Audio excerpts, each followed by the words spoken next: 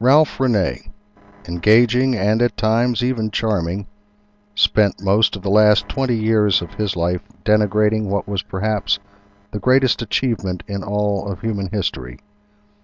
He claims the United States never sent a man to the moon, that the entire Apollo program was a hoax. Throughout his years as a moon landing hoax conspiracy theorist, he has claimed to be an inventor, a self-taught engineer, physicist, scientist, NASA consultant, author, and extra bright kid from the slums. Was he an inventor? Yes, actually, he held 2 patents. One was for a gadget used with variable pitched roofs, and the other was a curved flame tip for welding torches, so that a pipe could be more easily soldered on the far side in a cramped space.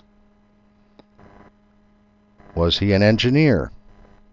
Absolutely not, self-taught or otherwise. To be an engineer, one must meet the requirements of a rigorous college curriculum and receive a degree in engineering. Mr. Rene never even graduated from college, and there is no such thing as a self-taught engineer.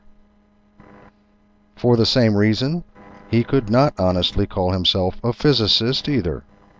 It is generally assumed that someone titled physicist has a PhD in physics. Rene's writings and webpage consistently refer to physicists and other scientists as gas bags. What about scientist? Again, this is deliberately misleading. A scientist is someone with an advanced degree in science.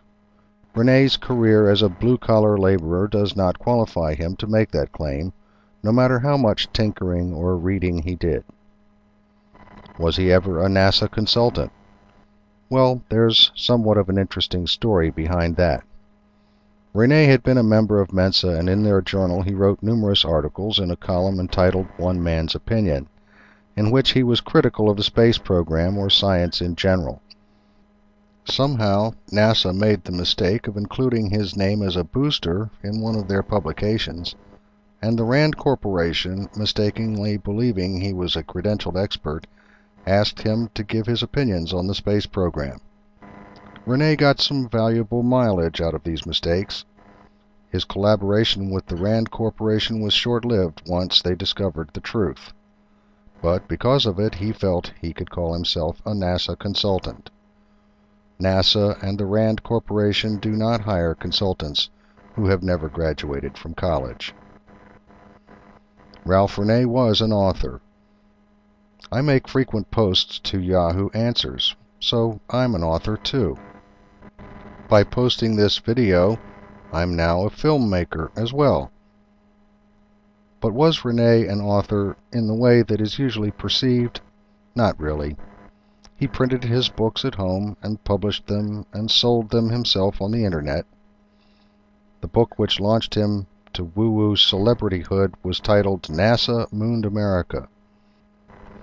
Borrowing heavily from Bill Kaysing's book, titled We Never Went to the Moon, Rene's plastic ring-bound pamphlet also claimed the NASA moon missions were all staged on Earth.